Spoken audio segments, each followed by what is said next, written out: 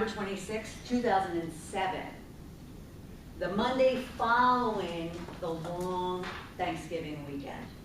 But I was pumped. I was excited to race into work. It was the holidays, my favorite time of the year. I was also excited about some work and projects that I had, even to close out the year. So I raced into work, my normal 5:36 a.m., long before anyone else was in the parking lot. I get into work, I sit down at my desk, my head is down, and by 8:05 that morning, I found myself standing in the middle of a parking lot with a pink slip in my hand, the words "you're fired" echoing in my ears, and one single box of my 25-year corporate career. I was devastated, while at the same time, I was joyous. I thought I was actually having a nervous breakdown, or suddenly schizophrenic, I couldn't figure out which is schizophrenic. So one side of me was like, what in the world? My mentor of 12 years just fired me out of my very glamorous executive career, position, identity. And yet another side of me was, woohoo, I'm free, I'm liberated. And I really just thought I was having a nervous breakdown. The only thing I really knew in that moment was I needed to figure out, how did I get here? How did I land up in the middle of a parking lot with a pink slip in my hand? So over the coming months, I kind of went on my own personal retreat. I didn't go to the Himalayas and hum with the monks. I didn't run off and, hike the Appalachians in search of a greater whatever. I simply sat. I simply took the time to kind of go quiet.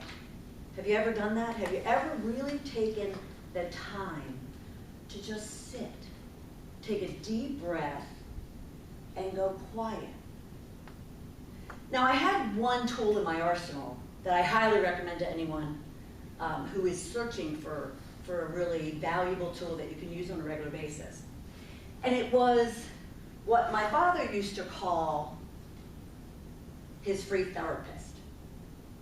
He used to carry around this little spiral notebook. He'd stick it in his shirt pocket, he'd stick it in his pants. It wouldn't matter if he was out in the middle of a river fly fishing or if he was sitting at dinner with 12 children. Yes, I'm one of 12. Middle child. And yes, we're Catholic, because that's typically the next question. But he had told me from a very early age, journaling is a great way to just purge the good, the bad, the ugly. If you have a decision to make, write about it. If you're dealing with a struggle, write about it. If you are just experiencing something really amazing in your life and you want to capture it in that very moment, write about it. So I was probably 8 when I started writing about it. And 30 years later, I have about 150, 200 of these journals filled from front to back. I carry them everywhere. So I heard his voice in my head as I was sitting there struggling to kind of determine and identify why was I sitting in the middle of that parking lot. And I heard him say, journal. So over the coming months, I started reading all of my journals. I never wrote my journals. I don't know if you don't use journaling and you haven't kind of sat down to purge your life. It's a great exercise. It's just a great way of just, at the same time, you may choose to read it or not. I always chose not to. So I put them aside. The minute I wrote whatever I wrote, I didn't even edit, I didn't go back. And therefore, I went and just sat with my journals for probably a good 6, 7 months. At the same time, with myself, saying, how did I get there? What happened? What or who did I turn into that caused me to lose my 25-year career? Charlie and I, in a beautiful fall afternoon, we were jogging through the dog park. He hated jogging. He still does. He's now 10 and a half. and he's nipping at me, pleading for me to stop. Well, he didn't have to. Because as I was sitting there as I was running through that park and kind of playing out my life in my head, I suddenly found myself on the ground against a curb, bawling my eyes out. All of a sudden, it came to me exactly why I was left standing in the middle of a parking lot with one single box of my 25-year career. And that was because I had become the ultimate corporate bitch.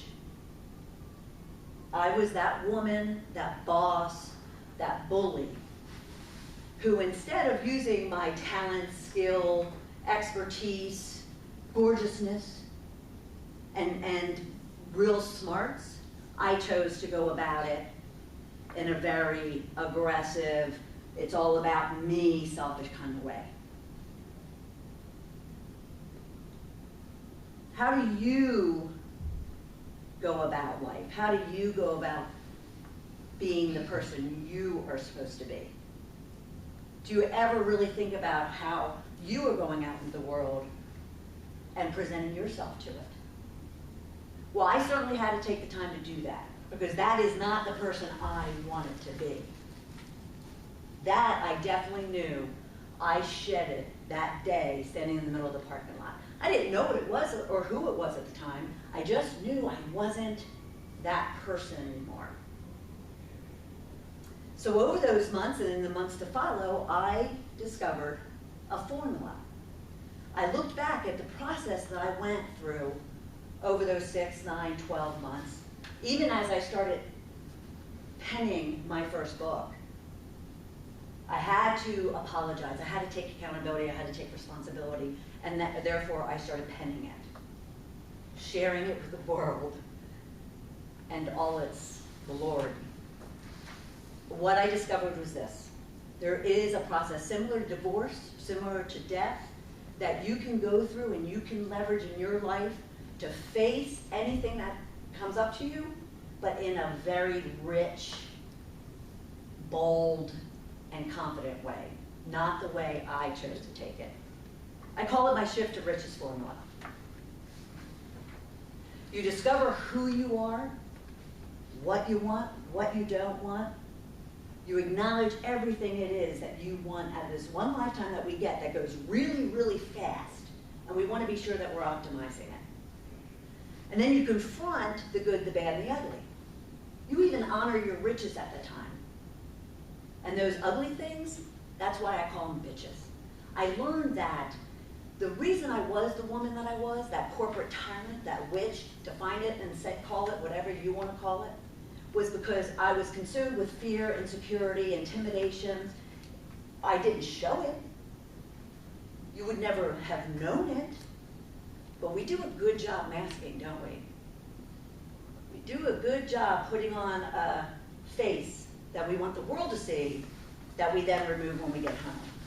Sadly, I didn't remove it for a long time, at home or at work. It became me.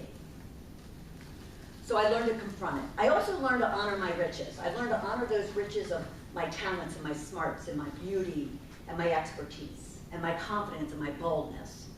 And that really kind of shed for me what it was that I didn't want in my life anymore.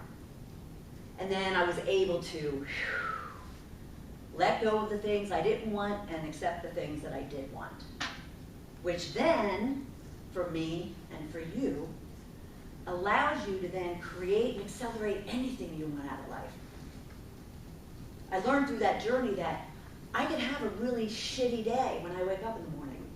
But all I have to do is keep in mind what it is I really want out of life and who I really want to be to you, to my family, to my friends, to my work, and then push through whatever might be holding me down, what might be causing me to lash out on the world, and shed it so I can create whatever it is that I want out of even that situation or that whole circumstance that I might be in. And today, I use this as a tool with myself and with my clients because it is a way to be able to push through all of those bitches of fear, insecurity, doubt, negativity, intimidation, whatever it is that you struggle with. So you can put those aside and really pursue and achieve the riches in life that you want. Thank you very much.